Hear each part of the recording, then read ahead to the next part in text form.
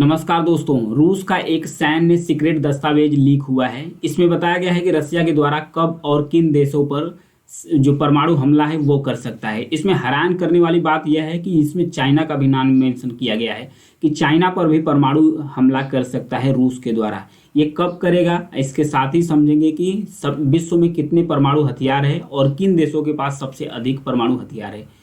ये जो दस्तावेज लीक हुआ है इसको कवर किया गया है फाइनेंशियल टाइम्स के द्वारा। फाइनेंशियल टाइम्स के द्वारा इसकी रिपोर्टिंग की गई है। इसको पब्लिक में रिवील किया गया है फाइनेंशियल टाइम्स के द्वारा। तो इसमें क्या कहा गया है, ये जो दस्तावेज है, सैन्य दस्तावेज है, ये 2008 से लेकर 2014 के बीच यानी कि एक दशक पुराना दस्तावेज है। इसमें प्लान बनाया गया है। अभी तो जो चाइना है और रसिया, इन दोनों के बीच में जो इनकी दोस्ती है ये परमान चढ़ गई है, लेकिन एक दशक पुराना है। क्योंकि रसिया को भी डर था कि कहीं चाइना उसके ऊपर अटैक न कर दे। तो जो रसिया का महापरमाणु प्लान था, परमाणु हमले का जो महाप्लान था, उसमें चाइना को भी मेंशन करके रखा था। उसके लिए भी स्ट्रेटेजिक हथियार बना के रखा था, परमाणु हथियार बनाकर चाइना के द्वारा, रसिया के द्वारा रखा गया था कि कभी भी अगर चाइना अटैक करता है रूस पर तो भी अटैक कर देंगे। तो ऐसा जो महाप्लान बनाया गया था रसिया के द्वारा परमाणु हमले का, ये क्यों बनाया गया था? क्योंकि पिछले 2 सालों से यूक्रेन और रूस के बीच में वार चल रहा है।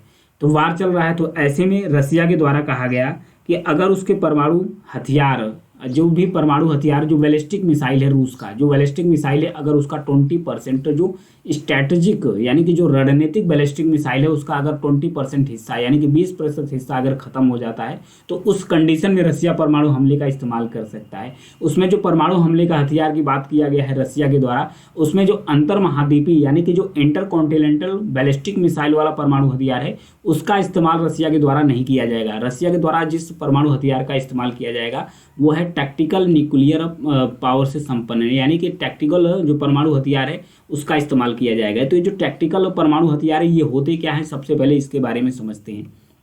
जो टैक्टिकल न्यूक्लियर वेपन्स होते हैं या हथियार होते हैं, इसका इस्तेमाल किया जाता है किसी शहर को, किसी कस्बे को, किसी एक मतलब पर्टिकुलर एक एरिया होती है कि 500 किलोमीटर के रेंज के तहत कोई भी एक पर्टिकुलर एरिया हो, चाहे शहर हो, चाहे कस्बा हो, चाहे कोई इंडस्ट्री हो, चाहे सैन्य ठिकाना हो, चाहे सैन्य अड्डा हो, उसको तबाह करने के लिए जो टैक्टिकल न्यूक्लियर हथियार होते हैं इसका इस्तेमाल किया जाता है। तो इस हथियार का इस्तेमाल करने की बात रसिया के द्वारा कहा गया है कि वो जो टैक्टिकल न्यूक्लियर वार हेड है इसका इस्तेमाल कर सकता है। अब परमाणु पनडुब्बी के बारे में बात किया है कि जो परमाणु हथियार से संपन्न है, यानी कि जो रसिया के पास परमाणु पनडुब्बी है, अगर वो भी 30% तक खत्म हो जाती है, परमाणु पनडुब्बी अगर 30% तक रसिया का खत्म हो जाता है, उस कंडीशन में भी परमाणु हमला कर सकता है रूस।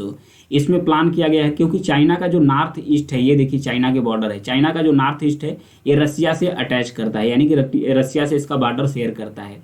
ये है चाइना और फिर ये है रसिया, दोनों का बॉर्डर शेयर करता है। तो इस कंडीशन में बॉर्डर को लेकर चाइना का तो हर देशों के साथ विवाद रहता है, भारत से भी है चाइना का विवाद, बॉर्डर को लेकर रसिया से भी विवाद है। तो जितना जितना बॉर्डर एरिया टच करता है चाइना का, उससे तो विवाद उसका पक्का रहता ही है। तो इन कंडीशन में अपना जो न्यूक्लियर हथियार है यानी कि जो परमाणु हथियार है उसका एक सीक्रेट प्लान बनाकर रखा गया था रसिया के द्वारा।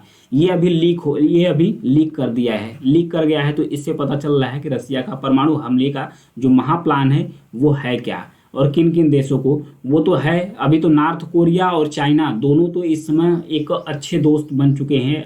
ईरान, तीनों देश मिलकर रसिया का सपोर्ट कर रहे हैं। तो अभी तो इन देशों का ये पुराना दस्तावेज है, तो इन देशों के बारे में अभी रुका हुआ है। हालांकि रसिया के द्वारा कहा जा रहा है कि अगर उसका 20% जो बैलिस्टिक मिसाइल है अगर वो खत्म हो जाते हैं, 30% जो परमाणु लैस पनडुब्बी है अगर वो खत्म हो जाते हैं, तो इन कंडीशनों में वो टैक्टिकल न्यूक्लियर वेपन्स यानी कि न्यूक्लियर वेपन यानी कि जो सामरिक परमाणु हथियार है उसका इस्तेमाल कर सकता है, जो किसी एक शहर को टारगेट कर सकता है, एक शहर को टारगेट कर सकता है, एक कस्बे को टारगेट कर सकता है, एक इंडस्ट्री को टारगेट कर सकता है, एक सैन्य अड्डे को टारगेट कर सकता है। ये था इसका प्लान। तो आइए समझते हैं कि पूरी दुनिया में जो परमाणु हथियार है इनकी संख्या कितनी है। अगर वर्ल्ड में देखा जाए, विश्व में देखा जाए, तो अप्रोक्सीमेटली 13,080 न्यूक्लियर वारहेड है, यानी कि जो परमाणु हथियारों की संख्या है 13,080 है, जिसमें से 90% जो परमाणु हथियार है केवल 2 देशों के पास है। एक है रसिया और एक है यूएस यानी कि अमेरिका। अमेरिका रसिया दोनों को मिलाकर अगर परमाणु हथियार की बात किया जाए तो 90% सिर्फ दो ही देशों के पास है। वहीं देखते हैं कि किसके पास सबसे अधिक परमाणु हथियार है, तो सबसे अधिक जो परमाणु हथियार है रसिया के पास है। 6257 परमाणु हथियार रसिया के पास है, जो कि विश्व में सबसे ज़्यादा है। वहीं दूसरे स्थान पर यूएसए यानी United states of America, America का स्थान आता है 5550 न्यूक्लियर वारहेड है। उसके बाद नंबर आता है चाइना का, चाइना के पास 350 है। फिर नंबर आता है यूके का, यूके के पास कितना है 225। फ्रांस के पास है 290, उसके बाद यूके का नंबर आता है 225। फिर पाकिस्तान का नंबर आता है 165। फिर इंडिया है 156 पे। फिर इजराइल के पास भी है 90। फिर नॉर्थ कोरिया भी बना के रखा है 40 से 50। नॉर्थ कोरिया के पास भी जो न्यूक्लियर वेपन्स है ये हो गया है।